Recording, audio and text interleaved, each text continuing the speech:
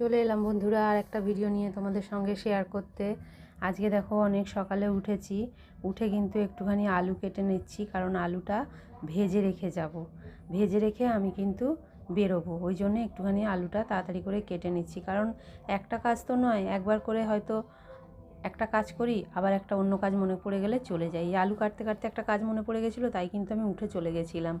সেই কাজটা সেরে এসে কিন্তু আলু কাটাটা কমপ্লিট করেছিলাম। আলু টালু ভেজে রেডি হয়ে নিয়েছি, এবার কিন্তু বেরিয়ে যাব। এখন কিন্তু বেশি বেলা হয়নি, অনেকটাই সকাল। বেরিয়ে যাচ্ছি। বেরিয়ে আমি সোজা হসপিটাল চলে গেছিলাম। তোমরা তো ভালো করেই জানো যে নতুন সদস্য হসপিটালে ভর্তি, তার জন্য কিন্তু আমি হসপিটালে চলে গেছিলাম। হসপিটাল থেকে এসে দেখছি এই যে আমার বোনঝি আর তার ছেলে এসেছে। ওরা আসার কথা ছিল, কিন্তু আমার মাথা থেকে বেরিয়ে গেছিলো। ওরা এলো বলে একটুখানি ভাত করলাম, আলু সেদ্ধ দিয়ে ভাত করলাম, কারণ ছেলের খাওয়া হয়ে গেছে, ওর বাবারও খাবার আছে, এটা ওদের জন্য একটু করে দিলাম। তারপরে দেখো নিচে চলে গেছি।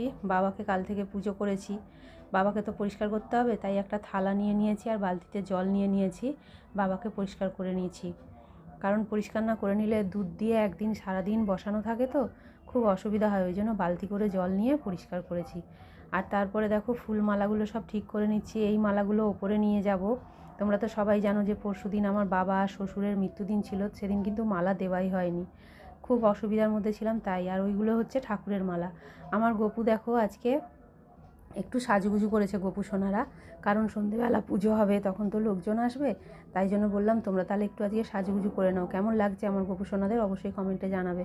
পুজো করে ওপরে এসে দেখো আজকে সেই একই খাওয়া, ভিজিয়ে রেখেছিলাম ছোলা, যেহেতু এখনও চতুর্দশী কাটেনি, আর চতুর্দশী না কাটলে আমি অন্য কিছু খাই না। তারপরে সন্ধেবেলা রেডি হয়ে নিয়ে উপরে সন্ধেটা দিয়ে নিলাম, দিয়ে কিন্তু নিচে চলে গেছিলাম। নিচে দেখো আলপনাটা আমি দুপুরবেলায় দিয়ে এসেছিলাম যাতে একটু শুকিয়ে যায়। আলপনাটা শুকিয়েও গেছে, নিচে গিয়েও আমি আগে সন্ধে দিয়ে দিয়েছি। এই দেখো সব পুজো দিতে আসা শুরু হয়ে গেছে।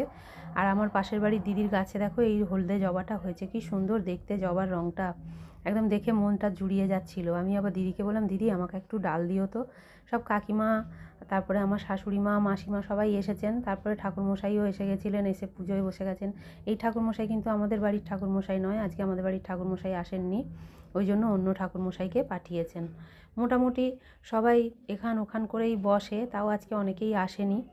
আর ঠাকুরমশাই আরতিটাও করে নিচ্ছেন, কারণ এই ঠাকুরমশাই তো আমাদের বাড়ি আসেন না, ওই জন্য তাড়াতাড়ি করেই পুজোটা হয়ে গেছে। আজকে হোমও হয়নি। রাতের খাবার দেখো আজকে করেছি সাদা আলুর তরকারি আর করেছি লুচি। এইটা হচ্ছে আমাদের আজকে রাতের খাবার। আর এই ছিল আমার আজকে সারাদিন। তোমাদের কার কেমন কাটলো অবশ্যই জানিও। মিষ্টি আছে একটু নিয়ে নেবো। আর দেখা হচ্ছে তোমাদের সঙ্গে পরের কোনো অন্য ভিডিওতে।